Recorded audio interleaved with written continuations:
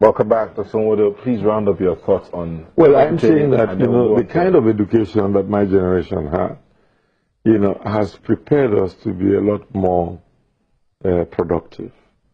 It has prepared us to acquire more knowledge and to use the knowledge as an instrument of growth. And so we need to look into the quality of education that we're having now. Okay, now let's talk about Ohaneze Ndigbo. You've taken over as the president. Tell us, what are those plans you have for repositioning that organization? Well, I want to use it as an instrument of unifying Igbos.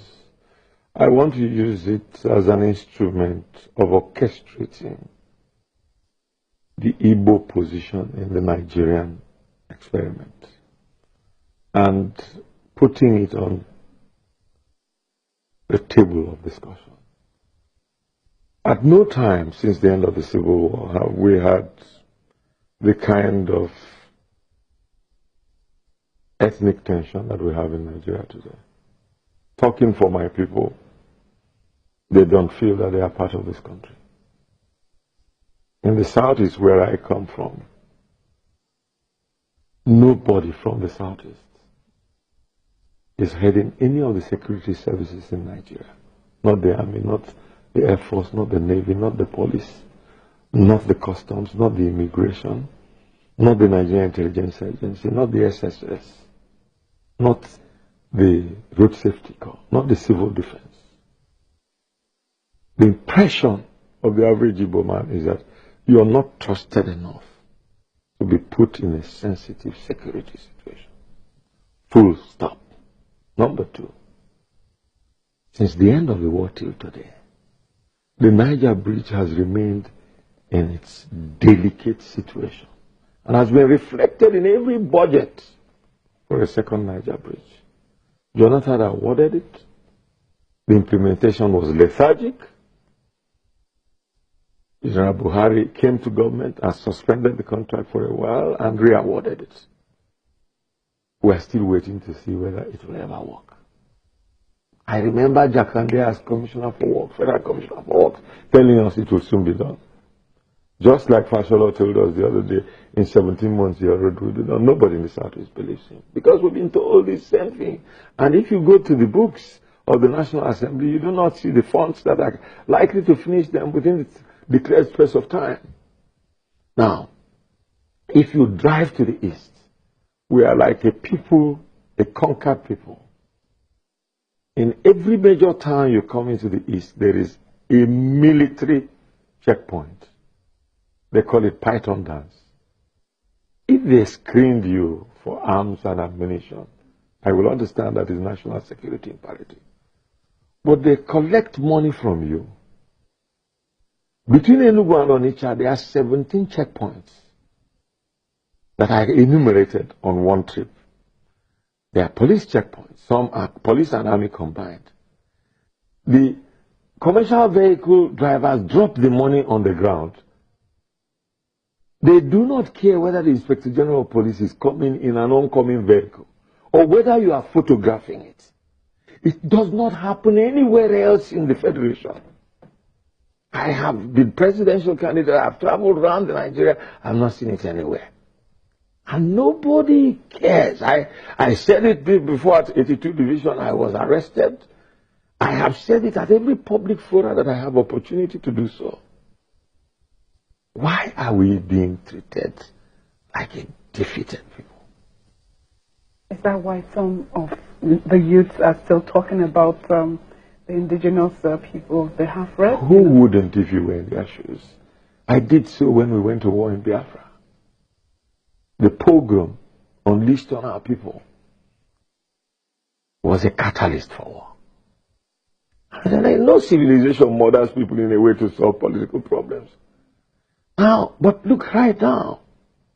The children go to school, they cannot find a job. Because here, when I was in the University of Ibadan, when we were leaving university, we were interviewed by the Federal Civil Service Commission. And we were employed in order of merit. And our names were published in the newspapers and posted to various ministries before you finish your youth corps. There is There is no way an ordinary Nigerian graduate is sure that he will get a job. Many have languished for 5 years, a majority of them in the Southeast. Do you support that idea of, the independent people, indigenous people of Biafra? Let me tell you, I fought for Biafra before in 1967. I see the conditions that propel Biafra existing now. I see the children restive and even threaten us, their fathers, that they cannot subsist under this present political situation. I am their father. Their grief is my grief.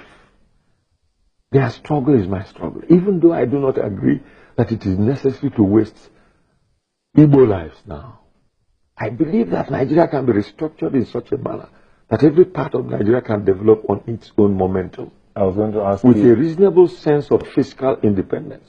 How would you tie all of this to united Nigeria? You cut me short. So whoever is listening to me will not get the idea of my views. I mean, you adulterate me in such a way that he will only get my introduction without getting the rest on the earth of my views. You see, I have a feeling that what is being done to these boys has exacerbated them and increased their capacity for violence. Boko Haram is a military force. It has conquered some territories, even though some have been recaptured. It has installed local authority. It has installed traditional authority. It has planted its flag. Nothing could be more treasonable. OPC moves like a motorcade in Southwest, saluted by police checkpoints. The other day there were demonstrations in Lagos, in Abuja, in Ijebu, and police was protecting the demonstrators. They demonstrate in Aba, they are mowed down and killed. Nobody investigates it. Between Enugu and Anambra State, there is a river. There 20 bodies floated on that river for 2 months. And they were supposed to be massacred bodies. Nobody cared. No investigation till today. In Port Harcourt the other day, in solidarity with President Trump, they demonstrated and 11 people were killed. According to them, police said 1. I called for an inquiry. Find out how many were killed and why they were killed. Nobody has listened to me. Do you belong to such a country which is deaf to the sanctity of life? Okay, Nwodo, I'm afraid we'll have to... I wish you would invite me again so that we can do justice to this topic. We will look at Thank you for having me. Thank you very much, Dr. John Nwodo, former Minister of Information and Culture and President General Ohanaeze Ndigbo. Thank you for speaking with us. Thank you. And that's Sunrise today. I want to thank you so much for letting us be a part of your morning. For those that went out for the marathon, we hope you do.